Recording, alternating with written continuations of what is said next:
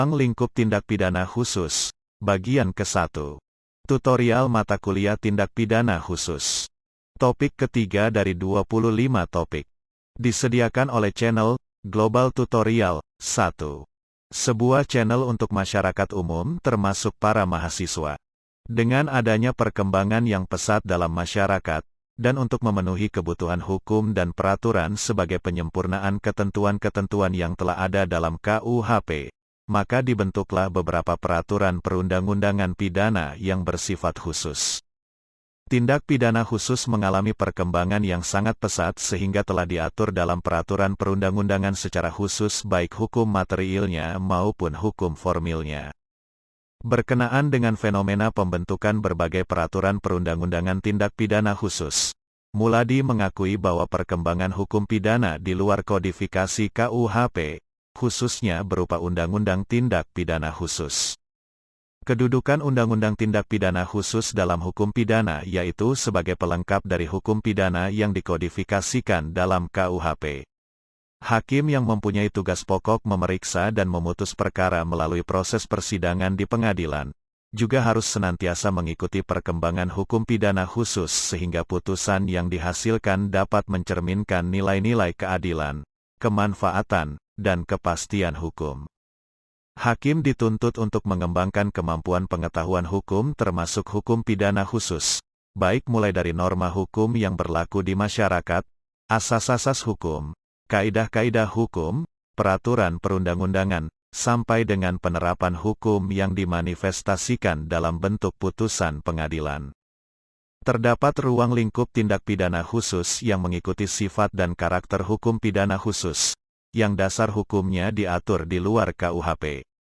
Sifat dan karakter hukum pidana khusus terletak pada kekhususan dan penyimpangan dari hukum pidana umum, mulai dari subjek hukumnya yang tidak hanya orang tetapi juga korporasi.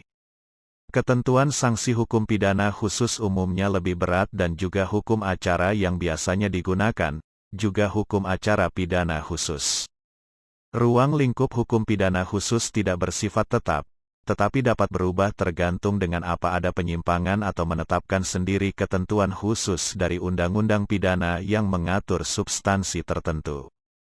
Aziz Syamsuddin berpendapat bahwa substansi hukum pidana khusus menyangkut 3 permasalahan, yaitu tindak pidana, pertanggungjawaban pidana, serta pidana dan pemidanaan. Tindak pidana umum menurut Mahkamah Agung sebagaimana terlampir dalam laporan tahunan Mahkamah Agung tahun 2013, kekerasan, penipuan, penggelapan, pencurian, nyawa dan tubuh orang, pengrusakan, akta palsu, kealpaan, pemalsuan, perbuatan tidak menyenangkan, perjudian, perzinahan, keterangan palsu, penyerobotan, perampasan, pemerkosaan, penghinaan, penadahan, pemerasan dan pengancaman, fitnah, pencemaran nama baik, poligami liar, ketertiban umum, lain-lain. Pidana khusus menurut Mahkamah Agung sebagaimana terlampir dalam laporan tahunan Mahkamah Agung tahun 2013, korupsi, narkotika dan psikotropika, perlindungan anak, kekerasan dalam rumah tangga, KDRT, kehutanan, migas, kepabeanan, haki, perikanan, perbankan, perumahan, lingkungan hidup, perdagangan orang, kesehatan, senjata api, perlindungan konsumen, pencucian uang, ketenagakerjaan, pornografi, perpajakan, terorisme, lain-lain. Pidana umum menurut Kejaksaan sebagaimana terdapat dalam Perja Nomor PER 036, AJA, 09/2011 tentang SOP penanganan perkara tindak pidana umum. 1. Tindakan pidana terhadap orang dan harta benda. Kejahatan terhadap asal-usul perkawinan. Meninggalkan orang yang perlu ditolong. Penghinaan. Kejahatan terhadap kemerdekaan orang. Kejahatan terhadap nyawa. Penganiayaan. Menyebabkan mati atau luka karena kealpaan. Pencurian. Pemeriksaan dan pengancaman. Penggelapan, perbuatan curang, perbuatan merugikan pemiutang atau orang yang mempunyai hak, penghancuran atau perusakan barang, penadahan, penerbitan, dan percetakan, pelanggaran mengenai asal-usul perkawinan, pelanggaran terhadap orang yang memerlukan pertolongan, pelanggaran mengenai tanah, tanaman dan pekarangan. 2. Tindak pidana terhadap orang dan harta benda. Kejahatan terhadap keamanan negara. Kejahatan terhadap martabat presiden dan wakil presiden. Kejahatan terhadap negara sahabat dan terhadap kepala negara sahabat serta wakilnya. Kejahatan melakukan kewajiban umum dan hak kenegaraan. Kejahatan terhadap ketertiban umum. Perkelahian tanding. Kejahatan yang membahayakan keamanan umum bagi orang atau barang. Kejahatan terhadap penguasa umum. Sumpah palsu atau keterangan palsu. Pemalsuan mata uang dan uang kertas. Pemalsuan materai dan merek. Pemalsuan surat. Kejahatan terhadap kesusilaan. Kejahatan rahasia. Kejahatan jabatan. Kejahatan pelayaran. Kejahatan penerbangan dan kejahatan terhadap sarana atau prasarana penerbangan. Pelanggaran keamanan umum bagi orang atau barang dan kesehatan. Pelanggaran ketertiban umum. Pelanggaran penguasa umum. Pelanggaran kesusilaan. Pelanggaran jabatan. Pelanggaran pelayaran. Pidana khusus versi kejaksaan sebagaimana terdapat dalam Perja nomor PERJA 039, AJA, 10/2010 tentang tata kelola administrasi dan teknis penanganan perkara tindak pidana khusus. 1. Perkara tindak pidana korupsi, tindak pidana perikanan, dan perkara tindak pidana ekonomi, kepabeanan dan cukai. 2. Perkara pelanggaran HAM yang berat yang penanganannya hanya di Kejaksaan Agung. 3. Perkara tindak pidana khusus lainnya. Ruang lingkup tindak pidana khusus dalam buku Ruslan Renggong tidak berbeda jauh.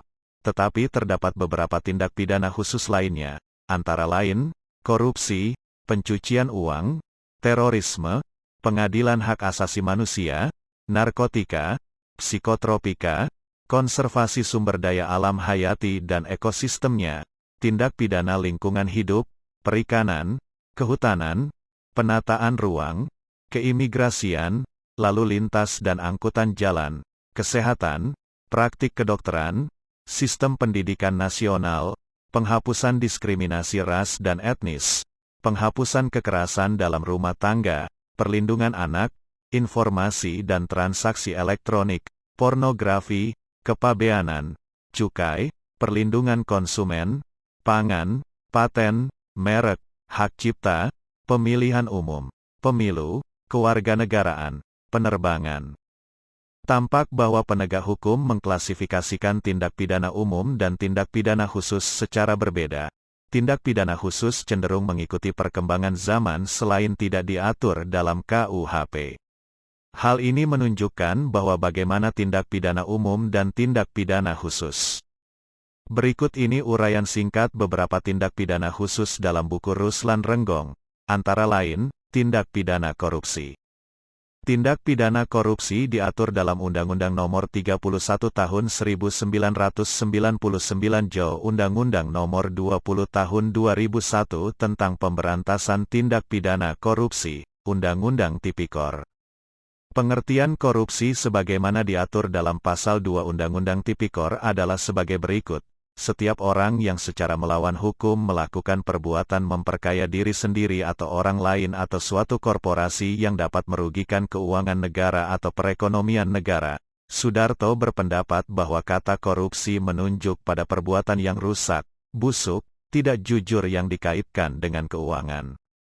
Henry Campbell Black mengemukakan bahwa korupsi itu sebagai perbuatan yang dilakukan dengan maksud untuk memberikan suatu keuntungan yang tidak resmi dengan hak-hak dari pihak lain secara salah menggunakan jabatannya atau karakternya untuk mendapatkan suatu keuntungan untuk dirinya sendiri atau orang lain, berlawanan dengan kewajibannya dan hak-hak dari pihak lain. Secara sosiologis, 3 jenis korupsi menurut Marwan Mas adalah sebagai berikut: A. Korupsi karena kebutuhan. B. Korupsi untuk memperkaya diri. C. Korupsi karena peluang. Korupsi pada umumnya terjadi di Indonesia dikarenakan oleh beberapa hal, yaitu A. Sistem yang keliru. B. Gaji yang rendah. C. Law enforcement tidak berjalan. D. Hukuman yang ringan. E. Tidak ada keteladanan pemimpin. F. Masyarakat yang apatis. Subjek hukum tindak pidana korupsi sebagaimana diatur dalam Pasal 1 Angka 1, 2, dan 3 Undang-Undang Tipikor antara lain. A. Korporasi. B. Pegawai negeri, meliputi pegawai negeri sebagaimana diatur dalam Undang-Undang tentang Kepegawaian. Pegawai negeri sebagaimana diatur dalam KUHP. Orang yang menerima gaji atau upah dari keuangan negara atau daerah. Orang yang menerima gaji atau upah dari suatu korporasi yang menerima bantuan dari keuangan negara atau daerah. Orang yang menerima gaji atau upah dari korporasi lain yang menggunakan modal atau fasilitas dari negara atau masyarakat.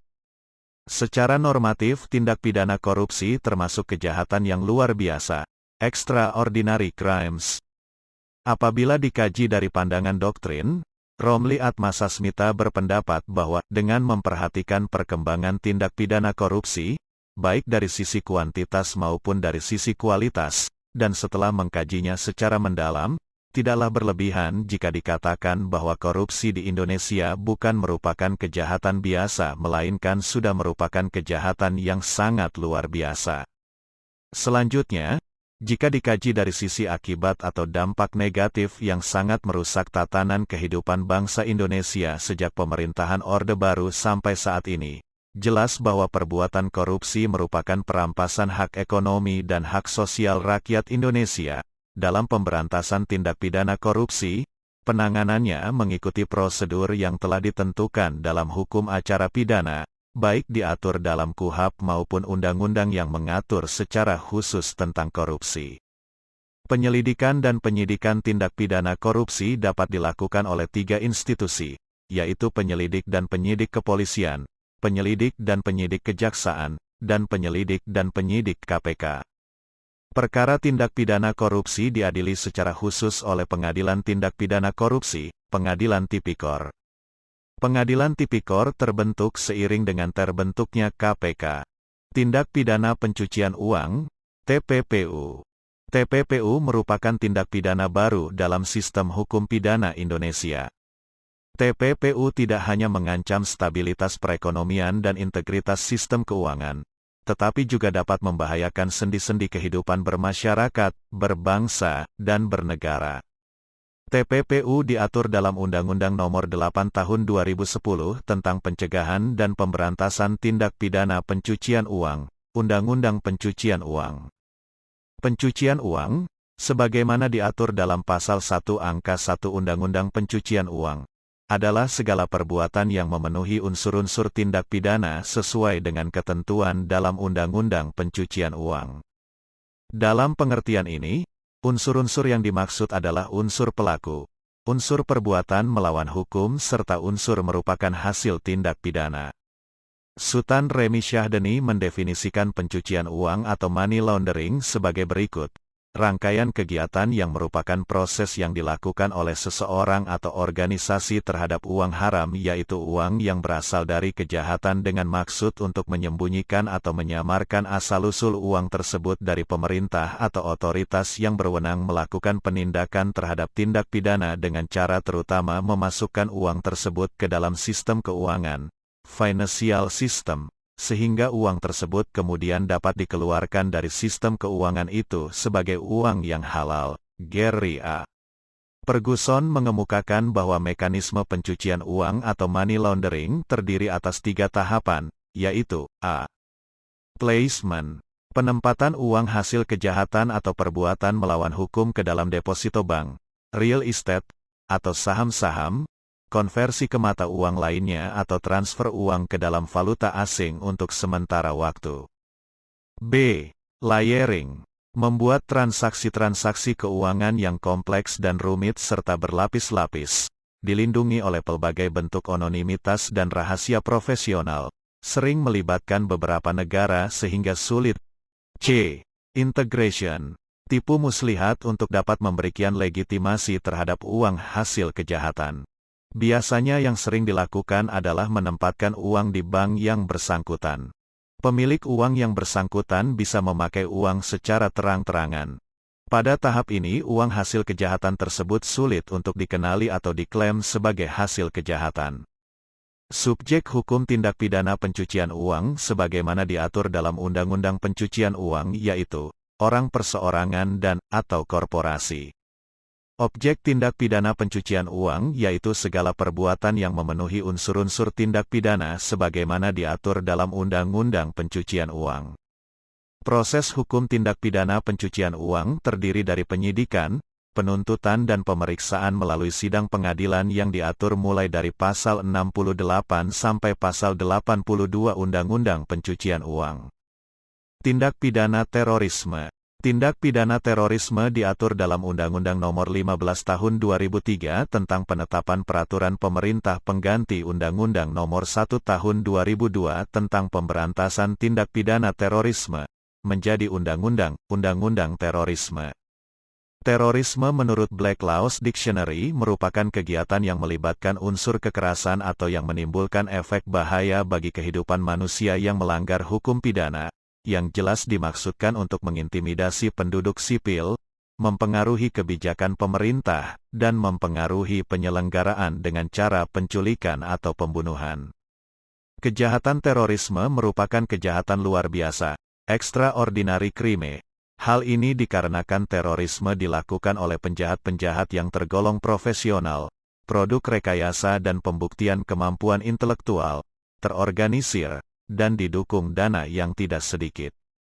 Terorisme tidak hanya menjatuhkan kewibawaan negara dan bangsa, tetapi juga mengakibatkan korban dalam jumlah yang besar yang berjatuhan. Subjek hukum tindak pidana terorisme sebagaimana diatur dalam Undang-Undang Terorisme yaitu orang dan atau korporasi. Tindak pidana terorisme tidak hanya dilakukan oleh orang yang dianggap dewasa, tetapi juga dapat dilakukan oleh orang yang masih di bawah umur, yaitu anak. Pelaku tindak pidana terorisme oleh anak juga diatur dalam Undang-Undang Terorisme. Tindak pidana terorisme, menurut pasal 6 Undang-Undang Terorisme, adalah sebagai berikut. Setiap orang yang dengan sengaja menggunakan kekerasan atau ancaman kekerasan menimbulkan suasana teror atau rasa takut terhadap orang secara meluas atau menimbulkan korban yang bersifat massal, dengan cara merampas kemerdekaan atau hilangnya nyawa dan harta benda orang lain, atau mengakibatkan kerusakan atau kehancuran terhadap objek-objek vital yang strategis atau lingkungan hidup atau fasilitas publik atau fasilitas internasional, dipidana dengan pidana mati atau penjara seumur hidup atau pidana penjara paling singkat 4 tahun dan paling lama 20 tahun. Kualifikasi tindak pidana terorisme sebagaimana diatur dalam Undang-Undang Terorisme antara lain, delik material, delik formil, delik percobaan, delik pembantuan, delik penyertaan, delik perencanaan, tindak pidana dalam pengadilan HAM. Pengadilan HAM diatur dalam Undang-Undang Nomor 26 Tahun 2000 tentang Pengadilan Hak Asasi Manusia, Undang-Undang Pengadilan HAM. Pengadilan HAM merupakan pengadilan yang memeriksa dan memutuskan segala bentuk pelanggaran HAM yang berat, termasuk genosida dan kejahatan kemanusiaan yang merupakan pelanggaran HAM berat. Pengadilan HAM merupakan pengadilan khusus yang berada di bawah peradilan umum. Dalam penjelasan Undang-Undang Pengadilan HAM, pelanggaran HAM berat merupakan extraordinary crime dan berdampak secara luas baik pada tingkat nasional maupun internasional dan bukan merupakan tindak pidana yang diatur dalam KUHP serta menimbulkan kerugian, baik material maupun imaterial, yang mengakibatkan perasaan tidak aman baik terhadap perseorangan maupun masyarakat, sehingga perlu segera dipulihkan dalam mewujudkan supremasi hukum untuk mencapai kedamaian, ketertiban, keteman, keadilan, dan kesejahteraan bagi seluruh masyarakat Indonesia. Genosida menurut Black's Law Dictionary yaitu, an act committed with the intent to destroy, in whole or part, a national, ethnic, racial, or religious group.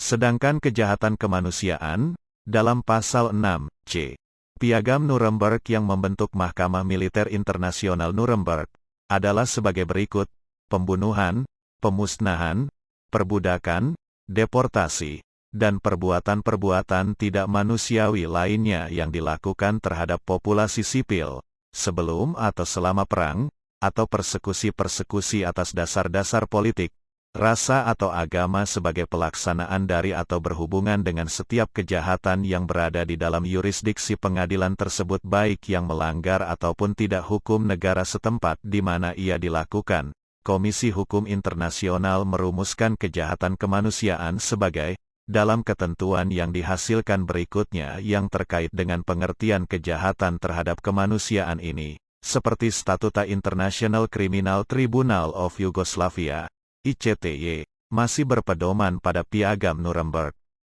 Barulah pada Statuta International Criminal Tribunal for Rwanda, tindakan-tindakan yang tidak manusiawi yang dilakukan oleh para penguasa suatu negara atau oleh individu-individu perseorangan terhadap suatu populasi sipil seperti pembunuhan, atau pemusnahan, atau perbudakan, atau deportasi, atau persekusi-persekusi atas dasar-dasar politik, ras, agama, atau budaya, bila mana tindakan-tindakan demikian dengan kejahatan-kejahatan lain yang didefinisikan dalam pasal ini, pelanggaran HAM berat atau dikenal dengan Gross Violation of Human Rights atau Grievous Breaches of Human Rights dalam Konvensi Jenewa 1949 dan protokolnya, tidak dikenal dalam Undang-Undang Nomor 39 Tahun 1999 tentang HAM.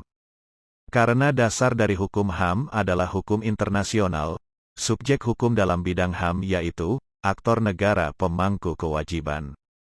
Aktor non-negara pemangku kewajiban. Aktor non-negara pemangku hak. Tindak pidana narkotika.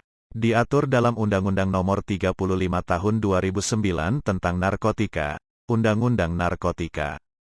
Narkotika sebagaimana diatur dalam Pasal 1 Angka 1 Undang-Undang Narkotika adalah zat atau obat yang berasal dari tanaman atau bukan tanaman, baik sintetis maupun semi-sintetis, yang dapat menyebabkan penurunan atau perubahan kesadaran, hilangnya rasa, mengurangi sampai menghilangkan rasa nyeri, dan dapat menimbulkan ketergantungan, yang dibedakan ke dalam golongan-golongan sebagaimana terlampir dalam undang-undang ini. Penggunaan narkotika secara legal hanya bagi kepentingan-kepentingan pengobatan atau tujuan ilmu pengetahuan. Menteri Kesehatan dapat memberi izin lembaga ilmu pengetahuan dan atau lembaga pendidikan untuk membeli atau menanam, menyimpan untuk memiliki atau untuk persediaan ataupun menguasai tanaman papaver, kokain dan ganja. Jenis narkotika yang sering disalahgunakan adalah morfin, heroin, putau, petidin, termasuk ganja atau kanabis, marijuana, hasyis dan kokain. Terdapat sekitar 3,2 juta pengguna narkoba di Indonesia, secara nasional dari total 111.000 tahanan. 30% karena kasus narkoba, perkara narkoba telah menembus batas gender, kelas ekonomi bahkan usia. Tindak pidana psikotropika, diatur dalam Undang-Undang Nomor 5 Tahun 1997, Undang-Undang Psikotropika. Psikotropika, sebagaimana diatur dalam Pasal 1 Angka 1 Undang-Undang Psikotropika, merupakan zat atau obat, baik alamiah maupun sintesis bukan narkotika, yang berkhasiat psikoaktif melalui pengaruh selektif pada susunan saraf pusat yang menyebabkan perubahan khas pada aktivitas mental dan perilaku. Tindak pidana psikotropika merupakan suatu kejahatan yang dampaknya sangat berbahaya. Psikotropika sudah menjadi barang yang biasa di dalam masyarakat. Hampir semua kalangan dapat menyalahgunakan psikotropika berbagai golongan. Jenis psikotropika yang sering disalahgunakan adalah amfetamin, ekstasi, sabu, obat penenang seperti mogadon, rohypnol, dumolit, lexotan, pil koplo, BK, termasuk LSD, mushroom.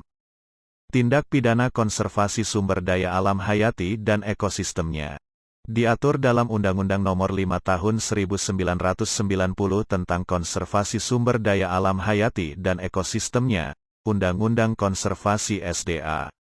Sumber daya alam hayati sebagaimana diatur dalam Pasal 1 Angka 1 Undang-Undang Konservasi SDA adalah unsur-unsur hayati di alam yang terdiri dari sumber daya alam nabati, tumbuhan, dan sumber daya alam hewani, satwa, yang bersama dengan unsur non-hayati di sekitarnya secara keseluruhan membentuk ekosistem.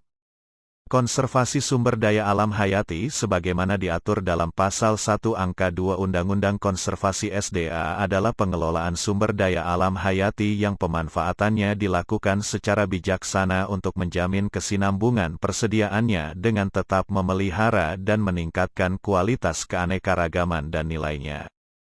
Tindak pidana terhadap konservasi sumber daya alam hayati dan ekosistemnya yang sering ditemui antara lain illegal logging dan perdagangan satwa. Subjek hukum tindak pidana konservasi sumber daya alam hayati dan ekosistemnya yaitu orang dan atau korporasi. Konsep penegakan hukum terhadap tindak pidana konservasi sumber daya alam hayati dan ekosistemnya dalam Undang-Undang Konservasi SDA berupa tindak pidana material. Tindak pidana formil. Tindak pidana konservasi sumber daya alam adalah kejahatan dan pelanggaran. Tindak pidana lingkungan hidup. Diatur dalam Undang-Undang Nomor 32 Tahun 2009 tentang Perlindungan dan Pengelolaan Lingkungan Hidup, Undang-Undang PPLH. Lingkungan hidup, sebagaimana diatur dalam Pasal 1 Angka 1 Undang-Undang PPLH merupakan kesatuan ruang dengan semua benda, daya, keadaan, dan makhluk hidup, termasuk manusia dan perilakunya, yang mempengaruhi alam itu sendiri, kelangsungan perikehidupan, dan kesejahteraan manusia serta makhluk hidup lain. Lingkungan hidup dikelompokkan ke dalam 3 kelompok, lingkungan fisik, physical environment. Lingkungan biologis, biological environment. Lingkungan sosial, social environment.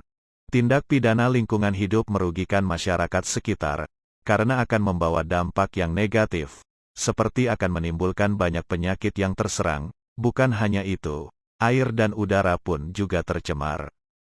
Tindak pidana lingkungan hidup dilakukan oleh orang dan atau korporasi.